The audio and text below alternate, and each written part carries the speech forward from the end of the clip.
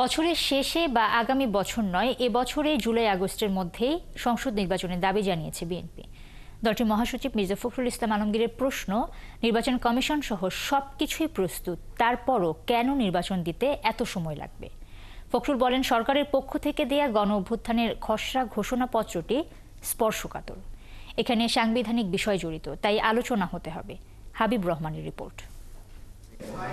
আপনাদের সামনে যে কথাগুলো আছে, সোমবার বিএনপির ভারপ্রাপ্ত চেয়ারম্যান তারেক রহমানের সভাপতিত্বে অনুষ্ঠিত হয় স্থায়ী কমিটির সভার আলোচ্য বিষয় তুলে ধরতেই এই সংবাদ সম্মেলন। উপস্থিত ছিলেন প্রায় সবাই। দলটির মহাসচিব মির্জা ফখরুল ইসলাম আলমগীর বলেন, নির্বাচন কমিশন গঠন হয়েছে, তারা প্রস্তুত নির্বাচন করতে। নির্বাচন সংস্কার কমিশনের প্রস্তাবও তৈরি। ভোটার তালিকা হালনাগাদ করতেও 1 মাসের বেশি সময় লাগবে না।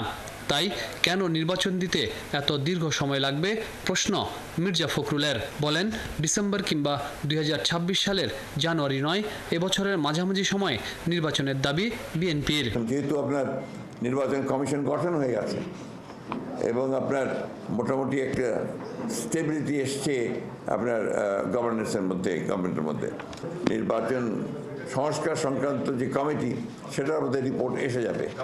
হ্যাঁ, কালকেই দেবে।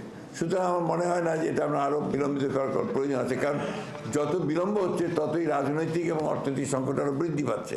ফখরুল বলেন, বিএনপির নেতাকর্মীরা আওয়ামী লীগ দ্বারা সবচেয়ে বেশি নির্যাতিত। ফ্যাসিস্টদের বিচার বিএনপি ক্ষমতায় গেলেই করবে।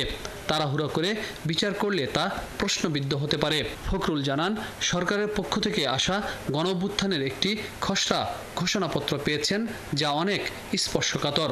অনেক সাংবিধানিক বিষয় জড়িত থাকায় এটি নিয়ে আরও আলোচনা করতে হবে।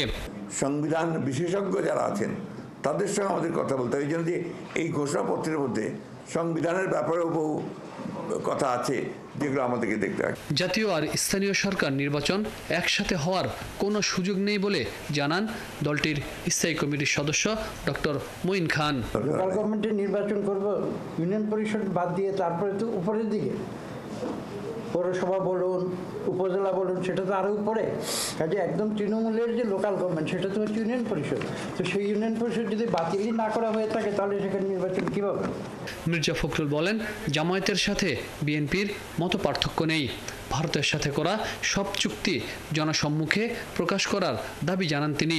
বলেন, বাংলাদেশের স্বার্থবিরোধী কোনো চুক্তি মেনে নেবে না জনগণ।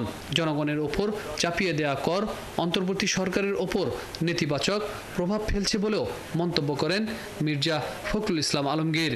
যারা যুগপৎ আন্দোলন করেছেন তাদের সকলের সঙ্গে আমরা কথা বলছি। হাবিব রহমান, 71, ঢাকা।